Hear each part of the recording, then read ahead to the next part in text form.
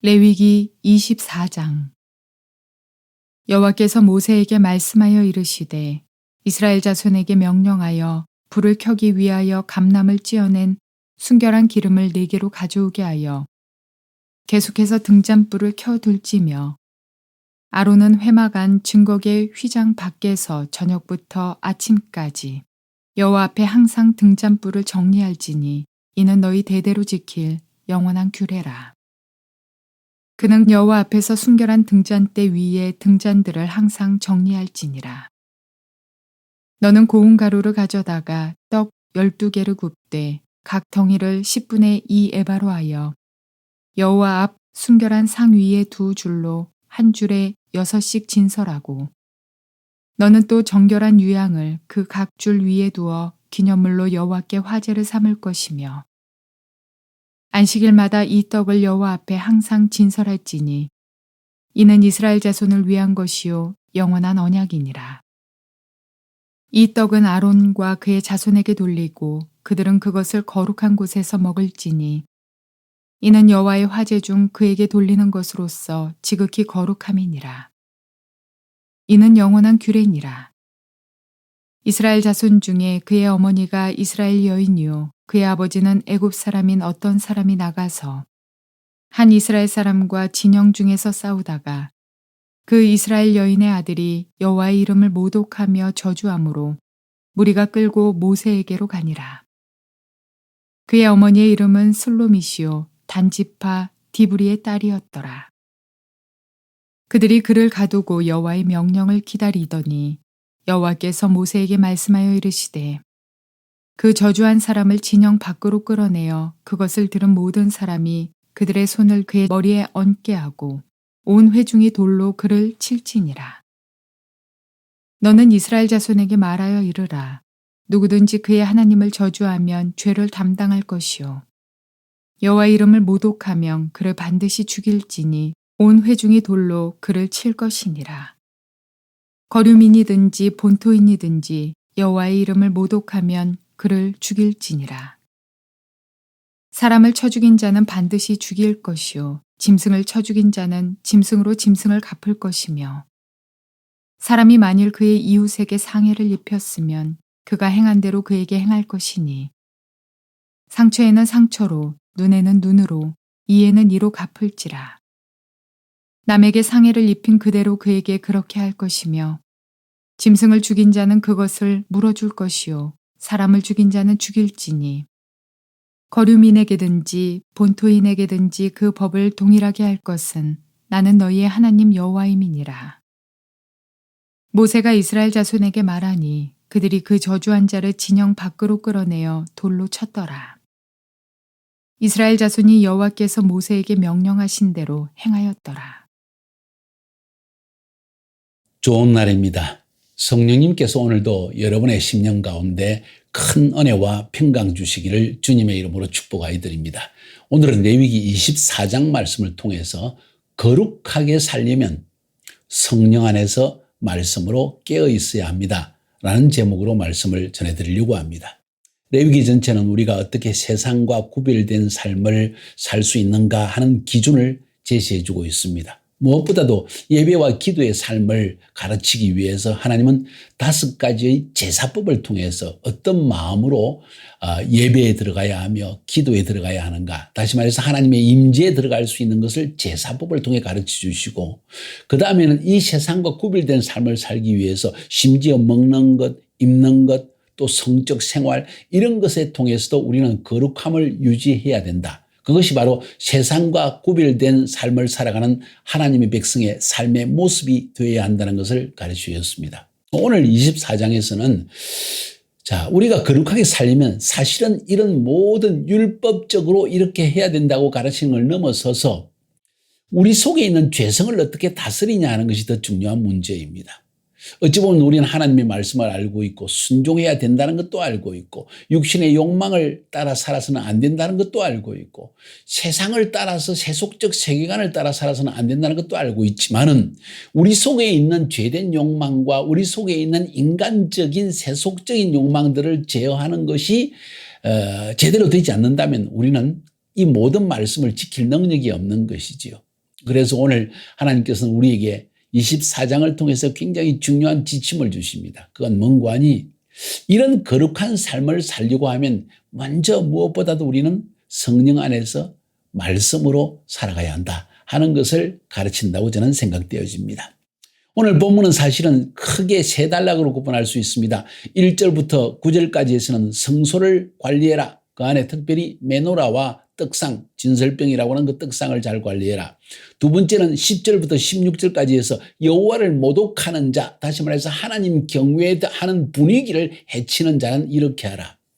그 다음 마지막으로 17절부터 23절까지 하나님의 율법을 어기고 사람에게 해를 끼치는 자에게는 똑같은 방법으로 해를 주어서 그것이 경고가 되게 하라. 다른 사람에게도 두려움이 되게 하라. 이런 그 동해보복법, 똑같은 상해를 주어서 그 사람이 다시는 그런 죄를 짓지 않도록 하고 또 그것을 보는 백성들 가운데 그것이 본보기가 되게 하라. 이런 의미로 볼 수가 있습니다. 저는 오늘 본문에서 1절부터 9절까지의 말씀을 더 핵심적으로 삼아서 여러분에게 이 메시지를 전하는 것입니다. 그래서 제목을 거룩하게 살려면 매일 성령 안에서 말씀으로 깨어 있어야 합니다라는 제목을 삼은 것입니다. 오늘 1절부터 9절까지 첫 번째 부분에서는 등잔불을 켜두어라, 메노라에 대한 이야기를 하고 있습니다. 여기서 대제사장에게 하나님이 이 말씀을 언급하고 있는 걸 볼 수 있습니다. 아론은 저녁부터 아침까지 사실은 이것은 온 밤을 지새워서 이 메노라의 불을 잘 관리해라. 그게 메노라는 엑스트라 버진 오일, 그렇죠? 올리브 오일 가장 깨끗한 이 오일을 가장 먼저 짠 그 기름, 그것을 가지고 이 등잔 불을 밝혀가지고 그 빛이 성소를 금으로 둘러싸인 성소 안을 환하게 비추게 해야만 한다. 그런데 그 일을 누가 하느냐? 바로 대제사장이 해야 된다 하는 말씀을 전해주고 있습니다. 이건 뭘 말하는 거 아니? 영적 지도자의 역할을 말하는 것입니다. 교회의 영적 분위기, 그 안에 성령의 운행하심, 성령님의 뜻을 파악하는 것, 그리고 성령님이 무엇을 원하는지, 백성들을 어디로 이끌기 원하는지, 또 성령님이 주시는 그 시대적 계시의 말씀을 관리하는 데 있어서 가장 중요한 핵심 지도자가 누구냐? 아론이라는 겁니다. 대제사장이라는 것입니다.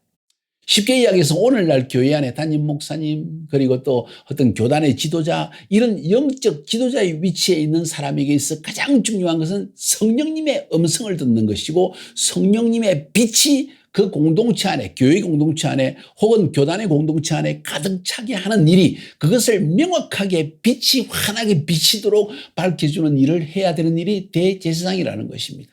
이게 얼마나 중요한지 모릅니다. 저는 아내와 함께 사역하면서 저희 아내가 24시간 기도로 깨어있는 교회로 만들기 위해서 항상 무슨 일이 생길 때마다 금식을 시키고 함께 전 교인들이 기도하고 하늘문을 여는 기도의 운동을 가르치고, 이런 것들이 지금 지나보면 그게 얼마나 중요한지를 깨닫게 되어집니다. 왜냐하면 기도하면서 영적으로 성령 안에서 깨어 있을 때 사람들은 하나님의 뜻을 분별하고 하나님의 뜻 안에서 나의 자신을 바라보면서 회개하기도 하고, 그리고 주님의 뜻을 따라 순종하는 모습을 보게 되었기 때문입니다. 이게 바로 성령의 메노라를 관리하는 것에 대한 책임이 영적 지도자에게 있다는 것을 우리 가르치는 굉장히 중요한 이야기입니다.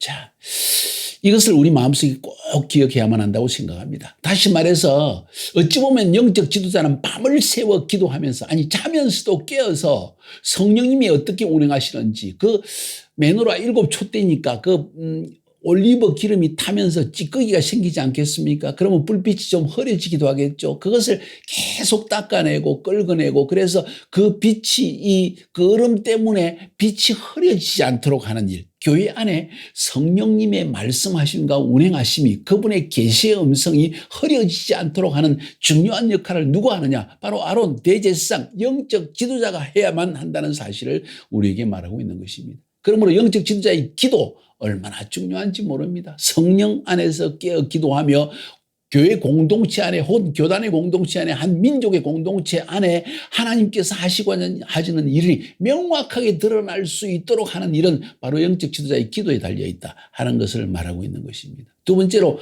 말씀하시는 것은 진설병을 안식일마다 진설하라. 매일 진설병을 바꿉니다. 떡을 바꾸죠. 이 떡은 6 이렇게 떡을 두 줄로 열두 지파를 상징하는 것입니다. 열두 지파는 뭡니까? 하나님의 백성 전체가 열두 지파입니다. 하나님의 백성에게 하나님의 말씀을 계속 공급하는 일을 해야 된다. 이건 특별히 대제사장만 해야 된다고 말하고 있는 것 같지는 않습니다. 아마 제사장들이 아침마다 그 떡을 갈고 또 저녁 때도 갈라서 갈아가지고 항상 이 떡이 신성한 떡이 있게 하라. 이 말은 하나님의 백성들이 이 신령한 떡을 매일 먹을 수 있도록 관리하는 일이 영적 지도자에게 있다는 것입니다. 대제사장 그리고 제사장들 그들에게 이 말씀을 맡기는 사역을 하나님이 주셨다는 것입니다. 그래서 예수님께서도 12제자를 선택하시고 그들을 3년 6개월 동안 동거하시면서 그들에게 말씀의 생명을 분여하신 것입니다. 이것이 바로 교회 공동체를 정말 하나님의 영의 인도하심을 따르는 하나님의 군사와 같은 공동체가 되어가는 일에 굉장히 중요한 요소라는 것을 성경은 가르치고 있습니다. 다시 말해서 한마디로 표현해서 우리가 이 세상에서 거룩한 삶을 살기 위해서는 율법적으로 이렇게 살아라고 말하기 전에 성령으로 깨어서 늘 신령한 말씀을 먹고 있을 때 우리는 깨어 있을 수 있고 세상과 구별된 삶을 살 수 있다는 것을 가르치는 본질적인 내용이라는 것입니다. 그것이 바로 오늘 첫 번째 부분이고 핵심적인 부분입니다. 두 번째 부분은 10절부터 16절까지의 이야기에서 볼 수가 있습니다. 자, 오늘 본문에 나오는 이야기는 신앙교육의 문제입니다. 아버지가 애굽 사람이고 어머니가 유대인이었는데 이 아들이 공적인 장소에서 여호와를 모독했다는 것입니다. 어떻게 모독했는지 우리는 다 알 수가 없습니다. 자, 그랬을 때 이 일을 어떻게 처리할 것인가 하는 질문을 가지고 왔을 때 하나님께서 말씀하시기를 돌로 쳐 죽여라. 공적인 장소에서 모든 사람 앞에서 여호와를 모욕하고 여호와를 욕되게 하는 이 행동은 단순히 그 사람의 죄를 넘어서서 공동체 안에 여호와에 대한 순종의 마음, 영적 질서 그것을 무너뜨리는 행동이기 때문에 이런 자를 가만두면은 교회 공동체 안에 누룩처럼 이런 거역의 영이 가득 차게 되어서 결국은 이 공동체가 무너질 수밖에 없다는 것입니다. 바로 이 사실을 오늘 성경 본문 가르치고 있고 그래서 특별히 이방 남편을 이방 사람 애굽 사람을 남편으로 삼았던 이 유대인 여자 그 가정 안에 일이 일어난 것을 본으로 보여주면서 얼마나 우리가 우리 삶 가운데 신앙인과 불신앙인이 그죠? 믿는 사람과 믿지 않는 사람이 결혼했을 때 나타날 수 있는 이런 현상, 하나님에 대한 경외심이 점점 흐려지고 그 가정과 그 교회 공동체 안에 혹은 셀그룹 안에 이 하나님에 대한 경외심 혹은 하나님의 질서, 영적 질서를 무너뜨리는 일이 점점 시작되어질 때 이것이 하나의 전염병처럼 그 공동체 안에 퍼져서 결국은 무너지고 만다는 것을 하나님은 우리에게 말씀하고 있는 것입니다. 그래서 이런 자는 돌로 쳐 죽이라 하는 말씀을 하고 있습니다. 너무나 안타까운 이야기입니다. 자, 이것은 이 정도로 하면 되겠습니다. 그 다음에 세 번째는 17절부터 23절까지 동해보복보호법에 대한 이야기입니다. 사람을 쳐 죽인 자는 반드시 죽이라. 짐승을 쳐 죽인 자는 짐승으로 갚아주라. 자기가 죽인 짐승을 그대로 산 짐승을 그 사람이 갚아줘야 한다. 이웃을 상하게 했으면 그 행한 대로 갚아주어라. 깨진 것은 깨진 것으로, 눈에는 눈으로, 이에는 이로 갚아라. 남의 컴퓨터를 깨뜨렸으면 그 컴퓨터를 새로 사줘라. 핸드폰을 깨뜨렸으면 실수로 그랬든지 고의로 그랬든지 갚아주라. 이게 너무나 당연한 이야기를 하고 있지만 오늘날은 그러지 못하는 것이 현실입니다. 자, 그 법은 그 유민에게나 다시 말해서 유대인에게나 본태인에게나 혹은 외국인에게나 그 법은 모두 동일하게 적용되는 법이다. 이것은 단순히 하나님의 백성을 넘어서서 모든 인류를 위한 공통된 법이다. 이건 다시 말해서 하나님께서 공평의 법을 우리에게 제정해 주신 것입니다. 만약 이 공평의 법대로 하면 우리 가운데 살아남을 자가 아무도 없을 것 같습니다. 그런데 예수님께서는 이것을 공평의 법 혹은 미시파트의 법, 공의의 법을 우리에게 자비의 법, 체다카의 법으로 바꿔주신 것을 우리가 볼 수가 있습니다. 마태복음 5장 38절 42절에 또 눈은 눈으로 이는 이로 갚으라 하였다는 것을 너희가 들었으나 나는 너희에게 이르노니 악한 자를 대적하지 말라. 누구든지 네 오른뺨을 치거든 왼뺨도 돌려대며 너를 고발하여 속옷을 가지고자 하는 자에게 겉옷까지도 가지게 하며 누구든지 너로 억지로 오리를 가게 하거든 그 사람과 심리를 동행하고 내게 구하는 자에게 주며 내게 꾸고자 하는 자에게 거절하지 말라. 사랑의 법, 자비의 법, 절제의 법, 겸손의 법, 이것으로 우리를 성화시킨 걸 볼 수 있습니다. 이것이 바로 이 체다카의 법을 우리에게 가르쳐 주신 것이죠. 만약 이런 하나님의 성품 가운데 미시파트, 다시 말해서 공의란 정의라는 면만 있었다고 한다면 우리 모두 인류는 죽을 수밖에 없을 것입니다. 그분의 심판대 앞에서 견딜 자가 없고 그분의 하나님의 공정한 심판을 아무도 벗어날 수가 없을 것입니다. 저주로 죽을 수밖에 없는 인생이었겠죠. 그러나 하나님의 성품 가운데 또 다른 하나의 성품은 자비의 성품이 있기 때문에 그 자비와 사랑 때문에 그 체다카 때문에 우리는 용서함을 받게 되는 것이지요. 십자가 위에서는 하나님의 공의가 나타나서 우리의 모든 죄악이 예수님께 전가되어졌고 그 예수님에게 있는 우리 모든 죄악 때문에 그는 죽임을 당할 수밖에 없었던 것입니다. 하나님의 공의 때문에, 미시파트 때문에. 그러나 하나님은 사랑과 자비의 하나님이시기 때문에 그 우리의 죄를 대신 짊어진 예수를 3일 만에 살리심으로 말미암아 그분의 자비의 크심, 사랑의 크심을 우리에게 보여주신 것입니다. 이게 바로 십자가의 놀라운 계시라는 것입니다. 사랑하는 여러분, 이 주님의 사랑으로서 오늘 이런 율법적인 공의의 심판으로부터 벗어나는 은혜를 덧입을 수 있기를 바랍니다. 자, 오늘 말씀을 마치면서 앞부분에 했던 말씀을 다시 한번 돌아가서 1절부터 9절까지의 말씀이 가장 중요한 오늘 핵심의 말씀이라는 걸 말씀드렸죠. 거룩하게 살면 매일 성령 안에서 말씀으로 깨어 있어야 합니다. 거룩하게 살려면 단순히 율법적으로 내 힘으로 지키려는 것이 아니라 성령 안에서 말씀으로 깨어 있을 때만이 내가 자발적으로 이 모든 하나님의 말씀을 가지고 이 구별된, 세상과는 구별된 삶을 살아야 되겠다. 성적으로 구별되어지고 사람과의 관계에서 구별되어진 삶을 살 수 있겠다 하는 것을 말씀드리는 것입니다. 늘 성령 안에 깨어 있고 말씀 안에서 깨어 있는 여러분이 되기를 주님의 이름으로 축복하여 드립니다.